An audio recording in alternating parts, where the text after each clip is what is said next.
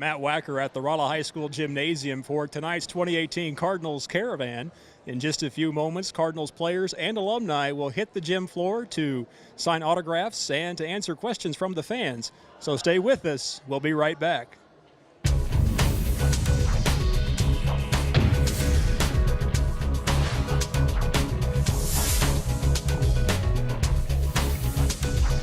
Who was that, Homer?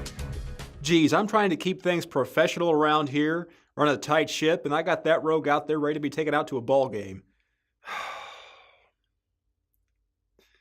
Welcome back to the weekly recap. Well, in case my appearance there didn't make this obvious, the Cardinals came to Rolla on January 13th as part of the annual Cardinals Caravan. Members arrived a few hours late on account of a flat tire en route from Joplin. Because of the delay, players and alumni took to the gym floor immediately and were introduced by Tom Ackerman of KMOX Radio. Please welcome, he pitched in the 1987 NLCS in Game 7. He shut out the Giants as the Cardinals went on to the World Series. In 1985, for that pennant-winning team, he was a huge part of one of the greatest Cardinals teams of all time. He won 18 games for Whitey Herzog's team that year. Please welcome Cardinals alum Danny Cox.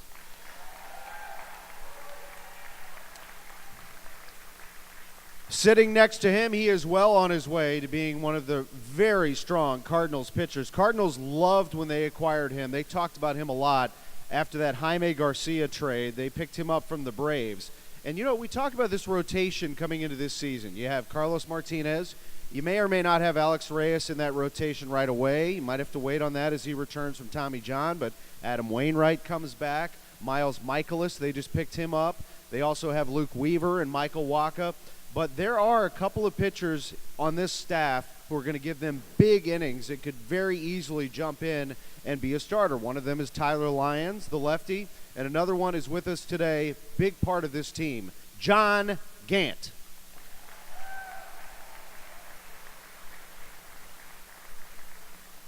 So Caravan number 2, this has been a memorable caravan on many different levels, many stories that we'll tell for a number of years, and one of them, it got off to a great start. Not so good for the folks in Memphis because that caravan was canceled due to weather, but we picked up a couple of people. We picked up Danny Cox on that trip. He was sitting there on the bus like, hey, let's go. He joined us on this trip, and we're excited to have him, and then we learned we were getting this guy who I thought was a pleasant surprise last year as well. 2017 started off with him hitting in spring training. Down in Jupiter, he hit the ball a ton, and you just could not deny that he belonged on this roster. And he made the team out of spring training. It was his first spring training that he made a big league club out of it. In 887 minor league games, he made his debut just before that, and then in 2017, we were thrilled to add, and he had a great year, Jose Martinez.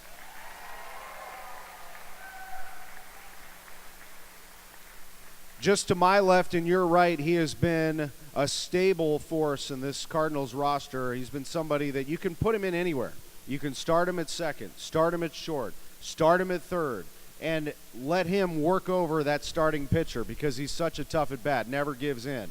You can put him in late in the game as a defensive replacement, or even better, sometimes you put him in against a flamethrower and let them deal with him because he's very good at getting on base and making something happen. He also can hit the ball a ton. He hit a home run one time at Coors Field that went 462 feet. At the time, it was the longest home run of the season for the Cardinals. Sure hands in the field, great bat. Please welcome Greg Garcia.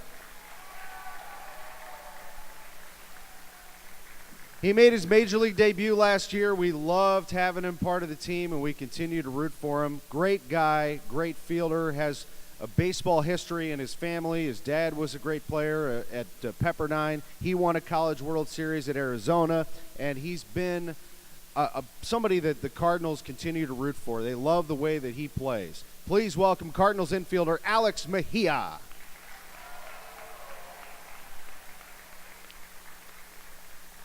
A while back, Jose Bautista of the Blue Jays flipped his bat, and everybody thought it was just amazing, and they showed it over and over and over on SportsCenter. And then you know, people started coming up with their top 10 greatest bat flips of all time. And when you saw this one, you're like, no, that is the coolest one. That's the best one. He flipped his bat after his go-ahead home run in the 1987 World Series. It was one of the great moments, and it is still one of the most talked about moments in Cardinals history. And he was a big part of the 87 team that won the pennant that year. He also wears a ring from 85 from Whitey Herzog's pennant-winning team. We love having him, and a former manager. He knows the game. Talk the game with him when you walk through. Tom Lawless.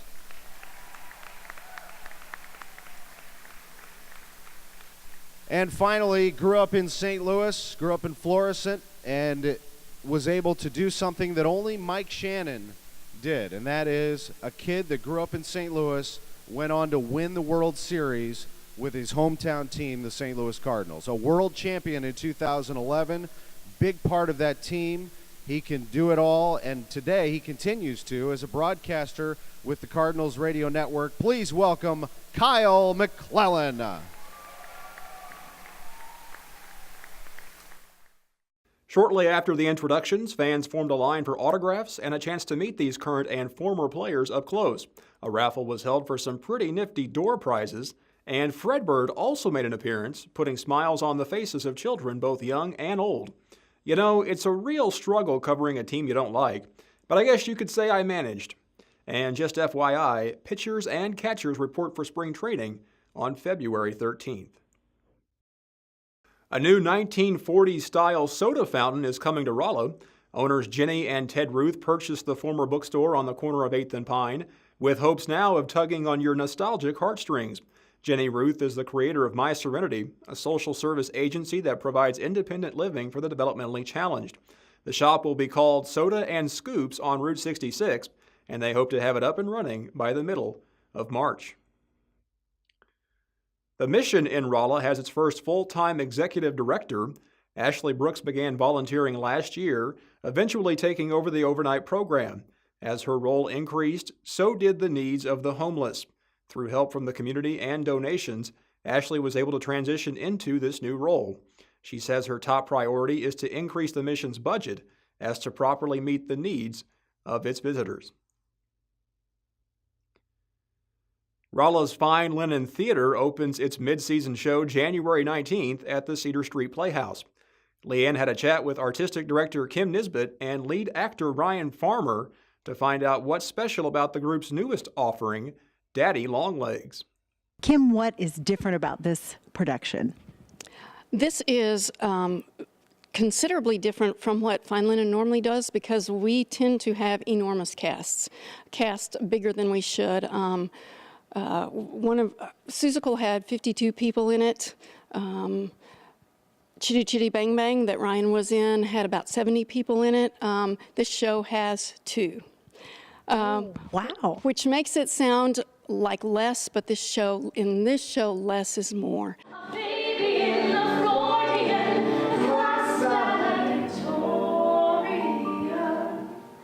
Ryan, you're one of those too, right? I am one of those too. 50% of the cast is sitting right here next to me. So, So what's your favorite thing about doing this particular play? I think it's probably doing it with one other person, just having that. It's very intimate. You know, it's nice to be a part of a large ensemble, of course, but only relying on one other person to be ready and to be ready to go for the show, you know, and during our rehearsals, it kind of raises the bar for myself because that person's expecting that much more out of me also. So it's been refreshing in that sense. And Anna, my castmate, who's the other 50% of the show, she has done just that, and it's been a delight to be acting with her. So. Cannot see his face, the headlights in the driveway cast a shadow sharp against the wall. Tell me why it's so special to you. You were talking to me earlier about what endears this play to audiences. Yes, this play is based on the 1912 novel by Gene Webster, which was then made into a Fred Astaire, Leslie Caron movie, and also the Shirley Temple movie Curly Top is based on this loosely. But it hadn't been made into a play until just recently. It's a musical. A dear friend recommended it. I went in thinking this doesn't sound very interesting. I walked out thinking this is my favorite musical ever. As soon as rights become available, we want to do this. And we are one of the first productions in Missouri to ever do this show as a community theater. This is fresh off Broadway. The talk of the town, a prominent author of world renown. While I look on from the side, glowing with pride. When can they see the show, Ryan? It's going to be this Friday, January 19th. Then we do Saturday the 20th, and then the following Thursday, Friday, and then 2 Saturday shows, one matinee at 2, and then another 7 o'clock show on that Saturday. She thinks I'm old, rusty too, perhaps, and cold. Matt, I'm going to send it back to you. The Pulaski County Sheriff's Department is seeking your help in locating Richard Taylor, a 43-year-old black male from Devil's Elbow, and Jamel Holt, a 34-year-old black male who moves between Pulaski County and the St. Louis area. These 2 men are wanted for their involvement in a quadruple shooting that left 2 dead and 2 others injured. Murder charges have been filed against Taylor. Holt is wanted for questioning. A 30-year-old Lebanon high school teacher was charged with the Class E felony of sexual contact with a student on January 12th. Police became aware of the situation involving Elizabeth Morgan on January 5th. The charges were filed after viewing evidence and speaking with the student. Morgan was released on a $5,000 bond. A little cafe in Phillipsburg not only serves delicious food to its customers, but also to those in need. When you eat at the Cottage Cafe, a percentage of your meal goes to 7 nonprofit organizations locally and around the world. The menu offers tasty sandwiches, soups, salads, and desserts. Not only do you feel good about your meal, you feel good about helping others. Hello, I'm Vicki Owens, and I'm the owner of the Cottage Cafe in Phillipsburg, Missouri. The Cottage has been open for business for about 1.5 years now. We opened in April of last year, and it's really the only cafe in Phillipsburg, and I wanted to do something very different. And so this is a fresh kitchen. We make everything fresh, all of our soups, salads, sandwiches, sauces, everything we make from scratch. We don't use any prepared food. So when you come to the Cottage, you get a very personally made entree just for you. And a large percentage of the profits goes to different ministries and missions. And around the cafe, when you're here, you'll see picture frames and window panes that have pictures of people from different parts of the world that are supported by this cafe. We also support the Rafa House, and the Rafa House is a home that they have to take young girls that's been rescued out of sex trafficking. We also support Relive International, the Cloggers Foundation. There's also a great ministry, it's called Black Box. And it is the organization, it's also based out of Joplin, but they rescue young boys out of sex trafficking. A nutrition science company out of St. Louis, Missouri, and they make incredible products. I mean, they take those products into Haiti and Malaysia and the Philippines and lots of places around the world, and they feed over 40,000 children every single day at no cost to them. We would love to have you come down here to Phillipsburg and try us out. And that's one thing that people, when they come in, they go, I just love the atmosphere here, and it's just such a peaceful atmosphere. And I think it's because, you know, we try really, really hard to make you feel special and to make this experience something different than you would normally get in a small town. A new superintendent for the West Plains R7 School District has been named. Dr. Lori Wilson will officially begin her duties on July 1st. She is currently the assistant superintendent of Aurora Schools. She will take over for Dr. John Mulford, who is leaving the post after a 5-year tenure. That's all for now. Thanks for watching the weekly recap. I'll see you next week.